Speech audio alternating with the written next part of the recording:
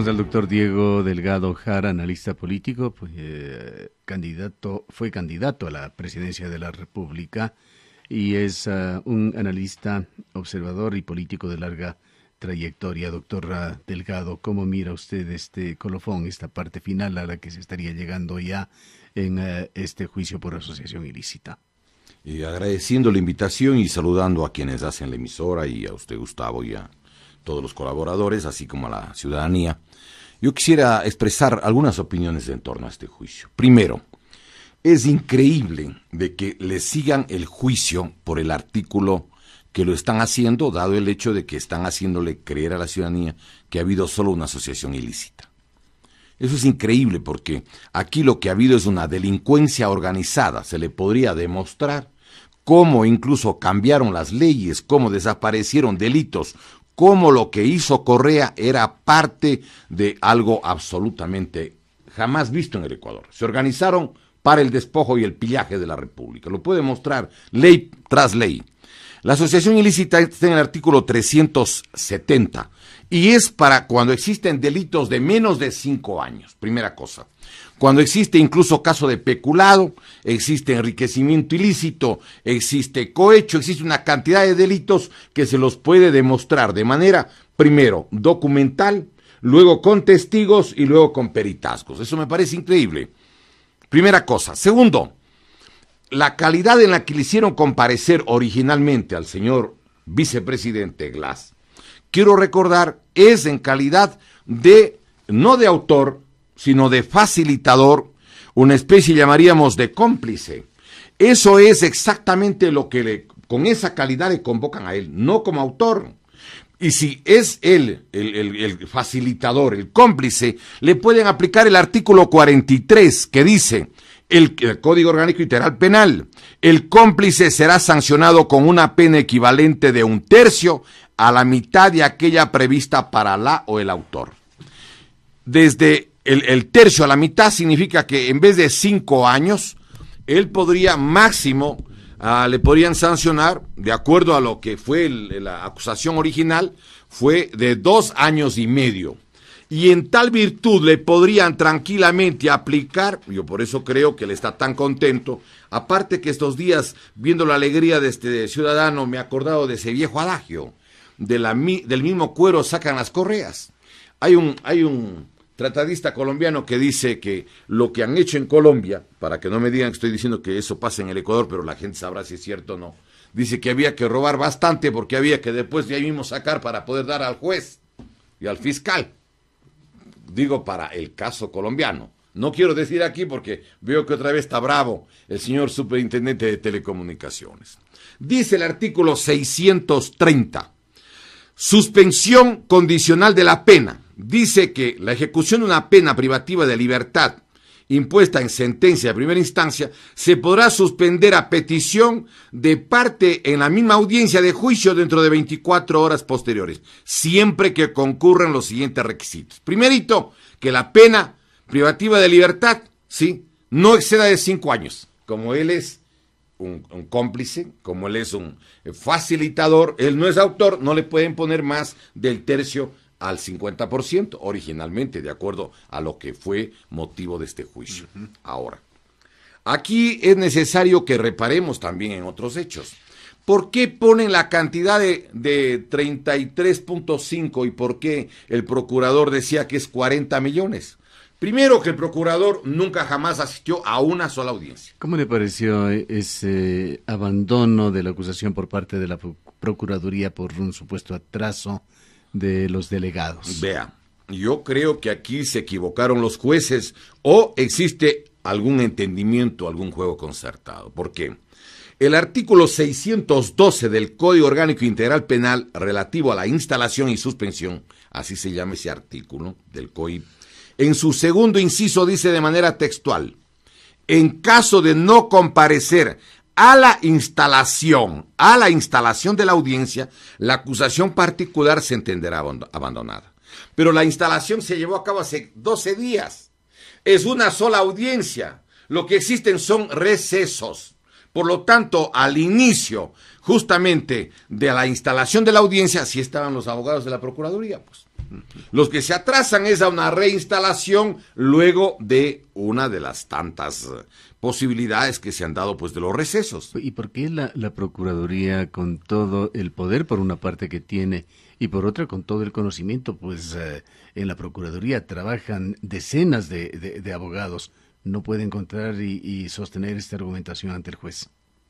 Bueno, a mí me parece que hay algunas cosas que valdría la pena recordar el contexto del juicio. Uno, me llamó la atención de que no le digan absolutamente nada al señor procurador respecto a quiénes fueron los que permitieron el regreso de la empresa Odebrecht. El señor abogado de la Presidencia de la República y que era abogado del ingeniero Febres Cordero, el señor Alexis Mera, y que también entiendo que era parte de la Juventud Socialista de Febres Cordero, ¿sí? Él dice que la persona que me propició que le voten a la Odebrecht para después pedir que retorne la Odebrecht en el testimonio de él 2 veces en la fiscalía es el doctor Alexis Mera. El que hizo todas las gestiones para que retorne era la empresa de la Odebrecht, era el señor ingeniero Jorge Glass. Eso dice. Está el testimonio, están las grabaciones, todo absolutamente. Pero dice además algo el doctor Carlos Vaca Mancheno.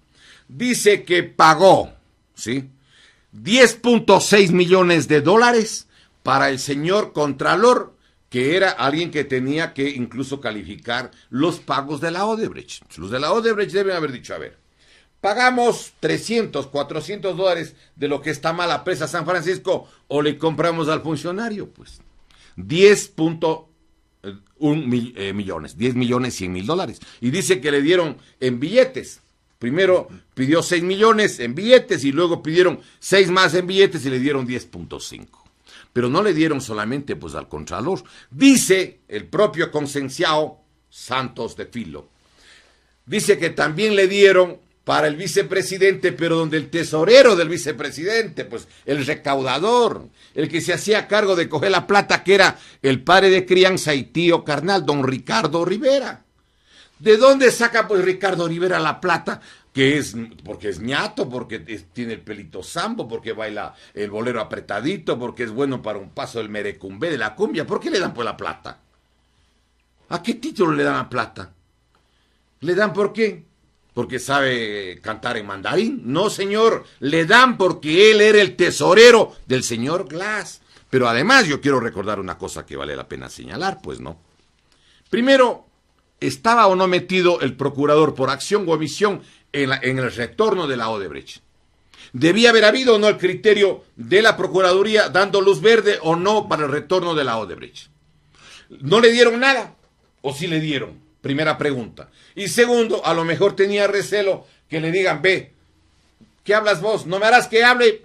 El señor Glass, que él sabe también a quién nomás dieron y qué dieron o no. Usted sabe que entre bomberos no se pisan la manguera, entre cura la sotana, y entre los de Alianza País parece que el billete, ¿no? Y entonces aquí creo que es necesario que ubiquemos las cosas. ¿Cómo es que no comparece, pues? Y estaba el mismo procurador cuando se dio el retorno de Odebrecht. Claro, pues él mismo desde el año 2008. Entiendo que además es íntimo amigo del presidente Correa. Si están desde Guambritos abrazados junto con Casinelli en las fotos de la Universidad Católica Santiago de Guayaquil. He estado leyendo yo además justamente todas las andanzas del señor economista Correa en el libro El Séptimo Rafael de Mónica Almeida y de Ana Karina López. Es un libro que le dieron justamente el premio Municipio de Quito, le dan a la mención José Peralta. Y hay una cosa que me llamó la atención. Aquí dice, ¿sí?, que pidieron cuando él era estudiante que firme una carta condenando los abusos del ingeniero León Febres Cordero. ¿Sabe qué hizo Correa? Se negó. Está en la página 78. Dice que las personas que afirman que le fueron a pedir, él se negó a firmar un comunicado en defensa de los derechos humanos contra Febres Cordero. Está en la página 78, línea 3 y 4, edición El Séptimo Rafael, que le acaban de dar el premio. Aquí hay una cantidad de cosas que la gente no ha sabido, pero ahora sí se ve que es él, claro, pues, de la fracción socialista de Febres Cordero. ¿Cómo más? Pues no quería firmar la condena a los derechos humanos que estaban matando a la gente. Pero y una cosa adicional. Doctor Delgado, ¿en cuánto se ha perjudicado al país con estos hechos de corrupción? Hablemos de Odebrecht, porque una cosa es el dinero que hayan recibido, otra cosa es el perjuicio al Estado. Mire, hay un grupo de 11 periodistas de los países donde actuó la Odebrecht. El país que en segundo lugar ocupa en cantidades en las que en reajustes le dan a la Odebrecht es el Ecuador. Le dan 533 millones de dólares adicionales a lo que eran los contratos que firmó la Odebrecht. Yo pregunto, ¿eso es correcto? ¿Eso es lícito? ¿No es eso un perjuicio? ¿Con qué moral iban a pedirle de que no exija o que no tiene derecho si los que debían controlarle con el contralor a la cabeza recibieron las maletas? E incluso recuerde que en la declaración de José Concenciao Filo Santos, él dice, por ejemplo, y hay una cantidad de abogados que se hicieron eco de todo lo que estoy señalando, tengo aquí el recorte del 27 de septiembre a las 9:56. Glass pide 1 millón para la campaña del 2014 a nombre del presidente Correa. Él dice que se ha movido en 10 países. Nunca tuve directo acceso a un vicepresidente salvo en el Ecuador. Pagué 2 millones a Rivera por el puente, o sea, para que haga el contacto, el puenteo. Su tío nos pidió de entrada 4% del monto de cada contrato. Quedamos en 1%. Luego subimos la cuota a 1.3%. Por eso es que él tiene 13 millones y medio. ¿Y cómo es que le dan 4 millones y medio los de Telconet? ¿A qué título le dan, pues? También porque es ñato, porque sabe bailar bonito el merecumbé, la samba, el tango, ¿qué será? Pues algún tipo, 5.700.000 dólares de regalo. A mi modo de ver, yo le voy a decir cuál es mi pensamiento. No es que los chinos eran los que daban la plata, no. A nombre de los chinos daban la plata gente de aquí mismo, al más alto nivel que pienso yo. Ellos son los verdaderos dueños del tendido de la red, justamente del sistema electrónico del país. Por eso son los 5.7 millones. De fibra óptica. Claro, perdóneme. Además, otra cosa que yo quiero recordar. ¿Cómo es que en el divorcio, en la ciudad de Miami, la señora le dice, perdóname, si aquí falta 5 millones de dólares? Y ahí dice, no, eso tengo que darle al señor Rivera porque es una autoridad del Ecuador. El que está presente en ese testimonio es Emilio Palacio, él contó eso. Y luego aparece en los informes justamente de Milojas. Y hay otro dato adicional que uno se queda realmente impresionado. Telconet es la empresa que se hizo cargo de llevar los datos la última elección, pues para que justamente gane de lo que decía el señor Mangas, no ganamos ni la primera ni la segunda vuelta. Entonces, ¿qué ganaron? La tercera, la cuarta. Y tampoco gratis, con unos presupuestos que bordeaban los 4 millones de dólares por cada elección. Mire, por eso mismo, pues, si le dan contratos bien suculentos, ¿le están pagando o no? Pues digamos, el alambre. De todo esto. Es mi apreciación. ¿Por qué el fiscal no hace nada? De todo esto, ¿en qué medida estaba involucrado el expresidente de la República, Rafael Correa? Mangas, por lo menos en sus polémicas declaraciones, dice que él conocía todo. Todos sabían, todo. Acá llegó la información el día 3 de febrero. Esa denuncia está en las primeras 439 páginas del propio juicio. Hay un periodista acucioso que estaba trabajando en el Expreso, entiendo que ahora está en vez de él el señor Roberto Aguilar, periodista que Boscan, es muy buen periodista también. Antes estuvo el Robinson Boscan. Él fue a hacer la investigación y él descubre que todos los datos mandaron ya los de Estados Unidos el 3 de febrero. Y en abril, el doctor Galo Chiriboga decía que sigue esperando que le llegue la información. Tenían todo, absolutamente todo. Y además, una cosa, ¿por qué no sacaron? Porque en las elecciones de la primera vuelta era el 17 de febrero, pues. Y las elecciones de la segunda vuelta era el 2 de abril, pues. Y se guardaron la información y por eso incluso antes de que se posesione el nuevo presidente ya va el doctor Galo Chiriboga dejando todo. Las responsabilidades, me pregunta usted, del economista Correa. Permítame, le voy a decirle cuáles son. Él manejaba todo, absolutamente todo el Ecuador. Todo. Tenía las atribuciones para él desde lo que significaba la capacidad de crear todas las empresas públicas del país en base al artículo 5 y 7 del Código Orgánico de Empresas Públicas, primera cosa. Segundo, todos los nombramientos de ministros los nombraba él de acuerdo al artículo 147 de la Constitución. O sea, todos los ministros, todos los directores de todos los directorios de todas las empresas públicas del Ecuador nombraba a Correa. Si alguien no le obedecía a Correa lo que él quería hacer, entonces le votaba, pues. No llegaba a la siguiente sabatina. Cuando fue en los primeros años, hasta el año 2013, presidente Correa, el vicepresidente era Lenín Moreno, ¿cierto? Pero no era el encargado de manejar las áreas estratégicas, pues no era.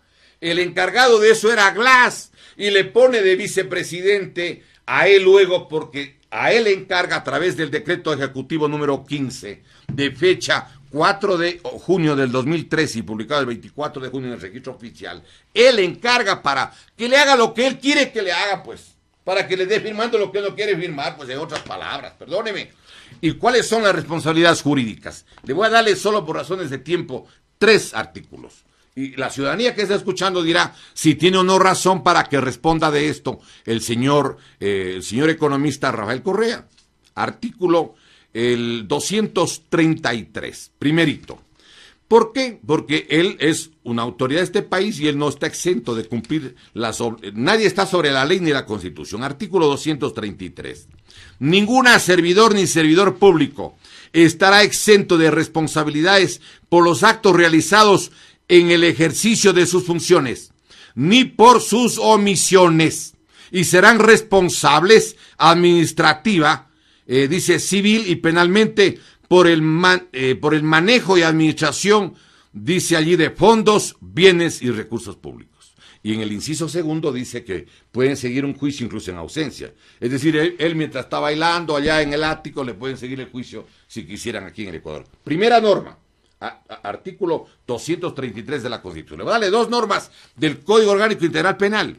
Lo que pasa es que usted se acordará que hay en el artículo 61 del Código Orgánico Integral Penal, se puede aprobar ahora una ley, toda la ley, con una moción. O sea, yo entiendo que la mayoría de asambleístas ni siquiera saben lo que aprobaron, porque les dicen agacharse, aplastan el botón. Ya, listo. Está aprobada la ley, 1000 o 2000 artículos. Verá lo que aprobaron. Vale la pena que hoy día recuerden lo que aprobaron. Artículo 42, numeral primero, autoridad directa, literal B. Quienes no impidan o procuren impedir que se evite su ejecución teniendo el deber jurídico de hacerlo sobre los delitos. ¿Tenía o no la obligación él? Porque podía cambiar al vicepresidente. Podía cambiar a cualquier ministro. Todos nombraba él. Todos los miembros del directorio, porque son 3 personas.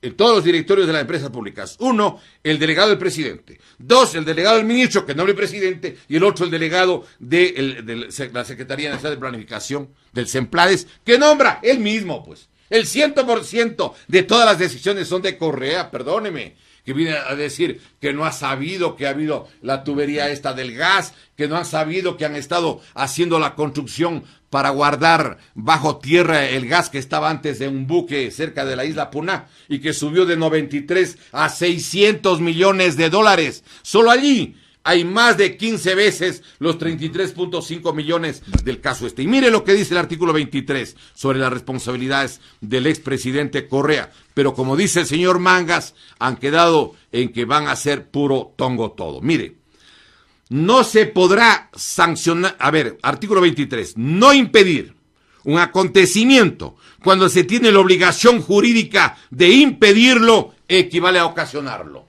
Pregunto, ¿es o no responsable Correa? Por supuesto, pues, ¿cómo no va a ser?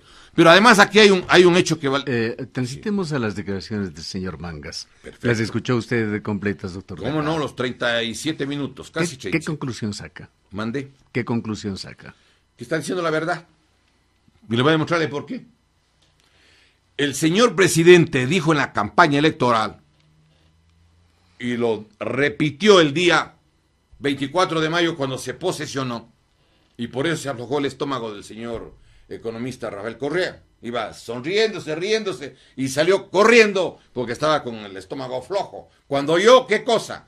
Que dijo el señor presidente que se posesionaba, que iba a ser un convenio con las Naciones Unidas para efectos de que la ONU investigue en el Ecuador como lo hace en Guatemala. Yo pregunto, son 4 años de ejercicio gubernamental, han pasado más de medio año. Señor presidente, ¿qué pasó con el convenio con las Naciones Unidas? ¿Qué recelo tiene usted, señor presidente, para cumplir su propia palabra? 1, 2. ¿Podría o no el señor presidente, con decreto ejecutivo, como hace Kuczynski en el Perú, establecer un reconocimiento de un porcentaje a los que denuncien las irregularidades? Le hemos dado por escrito, además, nosotros. Podría ser un funcionario para que denuncie cualquier tipo de trafacía en el país. Podría darle a las universidades el 10%. Podría darle incluso a cualquier estudio jurídico del mundo, porque casi todos hacen como estudios jurídicos de Estados Unidos o de Suiza o de Holanda o de Bélgica o de Qatar o de Bielorrusia o de la China, de cualquier parte se le da si nos ayuda a precisar dónde está la plata, primero. Y otra, ¿por qué no se le da ese mismo 10%, por ejemplo, a quienes se les podría entregar tranquilamente a quienes, por ejemplo, a un funcionario de un banco, podría ser a un ministro, a un funcionario de cualquier país del mundo, que puede ser de Qatar o puede ser de Bielorrusia? Vayamos a lo de Mangas. Es que eso lo estoy diciendo, no ha cumplido. Y con respecto a las elecciones, a la pérdida en la primera, en la segunda vuelta, a salirse de la estrategia del fraude. Mire, el Consejo, el Frente de Defensa Nacional, que se forma aquí en Cuenca, ¿sí?, denunció, pero de manera absolutamente pormenorizada, de que no había garantías en el proceso electoral del 2017. Y la razón era muy obvia. ¿Por qué? En el Ecuador, el número de ecuatorianos mayores de 16 años es el 65.58%. No son el 100% mayores de 16 años, hay menores de 16 años. De acuerdo a los datos del Consejo del Instituto Nacional de Estadísticas y Censos, ellos dijeron, y tienen la información, son 11.118.306 los que tienen derecho al voto. ¿Por qué? Porque la población del Ecuador era aproximadamente 14.3 millones. Pero ¿qué dijo el Consejo Nacional Electoral? Si esto lo denunciamos aquí en esta misma radio, acuérdese. Lo denunció aquí en esta emisora Pablo Herbes, denunció el ingeniero justamente Carlos Peña, aquí. Acá participó también la arquitecta precisamente Mónica Pesantes. La gente del Frente de Defensa Nacional vino acá y denunció lo que había sucedido, lo que iba a pasar. El Consejo Nacional Electoral no dice, no son 11.118.000, no, son 12.735.000, ¿sí? Pero para tener esa población, habiendo 1.617.000 votantes fantasmas, que equivalen al 14,55% de la votación total, resulta que el Ecuador debería tener 19.4 millones de personas. Es decir, inflaron el número de ecuatorianos en 3 millones de personas. Esta es una hoja volante que sacamos nosotros antes de las elecciones. Aquí está. Y mire usted, ¿de qué manera actúa el señor presidente? Le da al presidente anterior, dice Juan Pablo Pozo, publicado el diario El Universo, domingo 24 de septiembre del 2017, página 3. Consejo Nacional Electoral alista concurso para llenar 698 vacantes en el país. Aquí está. No solo eso, también dio un decreto para que se queden ellos mismos en este proceso. Lo que pasa es que yo entiendo de que le debe resultar muy difícil para algunos caballeros estar ahora con el señor Moreno cuando antes estaban con el señor que le condecoró. Pero entonces las cosas son claras. Ahora dicen que son 13.026.000 los votantes, o sea, se infla. Este rato debemos tener cerca de 20 millones de habitantes, pero están violando el artículo 25 del Código de la Democracia. ¿Por qué? Porque se necesita tener la información de los organismos especializados y ellos van y hacen la información que piden, es el registro civil. No piden al INEC, al Instituto Nacional de Estadísticas y Censos, que es mucho más creíble. ¿Por qué? Mire toda la repartición de plata en el Ecuador, de los municipios, de los consejos provinciales, de Alianza País y de cualquier partido, todos se hace con los datos del INEC. Todo lo que es planificación del CEMPLADES, del Ministerio de Vivienda, del Ministerio de Salud, del Ministerio de Educación, todos los ministerios, Banco Central, la Seguridad Social, todo se hace con el INEC. Pero para elecciones ya no cuenta el INEC. Bien. Se nos va agotando el tiempo, doctor Delgado. Vayamos a la consulta popular. ¿Qué papel va a jugar la consulta en lo que se refiere al pasado, sobre el cual hemos hablado, y con respecto al futuro del Ecuador? Si triunfa el sí, se supone que le cierran el paso a Correa, que en forma absolutamente inconstitucional se hizo autorizar que pueda ser candidato el día 3 de diciembre del 2015, para eso eligieron los 100 asambleístas, en otro proceso fraudulento, el del 17 del mes de febrero del 2013. Allí había como 1.100.000 votantes fantasmas. Estaba inflado el padrón. Acuérdese usted que Gilmar Gutiérrez y Sociedad Patriótica denunciaron que habían votantes que habían nacido en el siglo XIX. Había un azuayo, una persona azuaya, que había nacido el 9 de febrero. Luego no nos desviamos, doctor. Es que le quiero contar algo. Sí, es que no tenemos tiempo para fraude, ¿sí? Inflaron el padrón y entonces aparecieron los que se registraron en el registro civil a partir de 1901. Es decir, ellos pueden llenar, porque para eso tienen la copia digitalizada de todas las firmas. Y entonces lo que puede pasar al tenor de lo que el señor Manga está diciendo, es que podemos pasar del correísmo con Correa al correísmo sin Correa. Porque están haciendo lo mismo, las mismas leyes, salvo que las cosas hagan de otra manera. Pero para demostrar que el señor Mangas no está diciendo la verdad, tiene que en los hechos demostrar, pues. ¿Cómo debería reconfigurarse el Consejo de Participación Ciudadana y Control Social? ¿Y debería continuar con las funciones que ha tenido? Mire, a mi modo de ver, le voy a dar mi opinión primero. Yo creo que el señor presidente se equivocó porque les hace caso a los asesores que son de Correa y los ministros que son de Correa. Él tenía que haber declarado la inconstitucionalidad de las enmiendas, todas las enmiendas del día 3 de diciembre del 2015, entre las cuales está la utilización de Fuerzas Armadas en tareas de represión interna. Eliminar atribuciones de la Contraloría. Impedir que haya una consulta de un organismo seccional, que era de Correa. ¿Ha hecho eso para qué? Para que, por ejemplo, en el Azuay no consulten sobre el agua, sobre la minería. Para que en el oro no consulten sobre los puertos, igual que en la provincia de Esmeraldas, en la provincia de Manabí, o en la provincia del Guayas. Por lo tanto, tenía que todo eso mandar fuera. Y la única manera de realmente descorreizar al Ecuador era con la Asamblea Nacional, pero absolutamente bien elegida, no con fraude. Aquí en el país yo le puedo demostrar que ha habido fraude desde el año 2008. Le podemos demostrar con las cifras. Estas son las cifras del INEC, estos son los padrones electorales. Y además de que han habido escándalos, como por ejemplo el caso de Digital Team, que hemos hablado alguna vez. Y le quiero hacer una relación aquí. ¿Qué va a pasar? Es que el Consejo de Participación ahora va a elegir ¿quién? El presidente nuevo.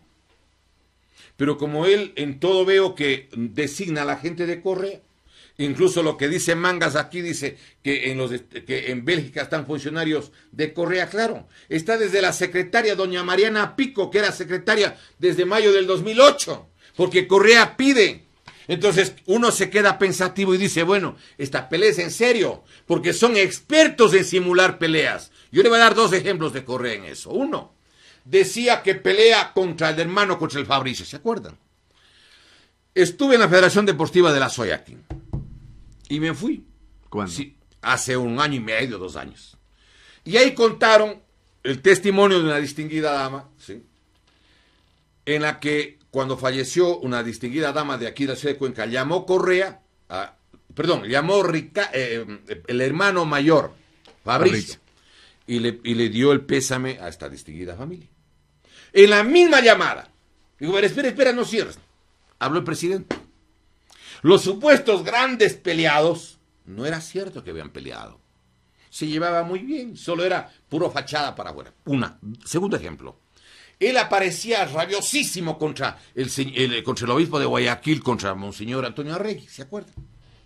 Y sin embargo le enviaba a Monseñor Antonio Arregui, y yo le puedo demostrar, y hay incluso grabaciones de la asamblea, una de ellas de César Rodríguez, en la que se evidencia que le mandaban los proyectos de ley para que ellos opinen la conferencia episcopal con Monseñor Arregui, que supuestamente estaba peleado con Correa. ¿Cuál es el objetivo en el caso de las supuestas peleas? Los que dicen que están en contra de Rafael se van con el Fabricio. Pero el Fabricio, como esponja, chupa los datos de quienes están en contra del ñaño y le pasa los datos, pues. Entonces, su conclusión es, por tanto, que tras la consulta seguirá gobernando el correísmo. Mucho me temo, pero además hay un riesgo igualmente similar. Puede haber un gran complot. Yo quiero recordarle que muchas de las leyes que hoy rigen en Italia, como el código penal italiano, que es de Rocco, con doble C, Rocco, un código feroz. Ese código no lo han votado, sigue vigente desde la época de Mussolini. Yo creo que aquí, a los partidos de la dominación social, las distintas fracciones, algunos de los cuales aparentan estar en contra de Alianza País, a todos les interesa las mismas leyes para la represión, las mismas leyes para inmovilizar al pueblo, para reprimirlo, para destruir la organización y para además desarrollar un estado policial de carácter electrónico. ¿Y cómo va a votar usted en la consulta? Estaba pensando originalmente votar sí, es decir, que se vayan estos tipos, con el riesgo de que lo que pueda pasar. Pero en este momento voy a tener que meditar bien. No digo que algunas preguntas que son de cajón que habría que votar y que no hacía falta incluso que se las ponga ahí. Es decir, correísmo con Correa, correísmo sin Correa. Me quedo ahí con la duda. Voy a tener que resolver al último y hasta tanto permítame que les responda con una frase de García Lorca, del romancero gitano. La luz del entendimiento me hace comedido. Hasta el momento, ¿no? Bien, gracias por su presencia, el doctor Diego Delgado Jara.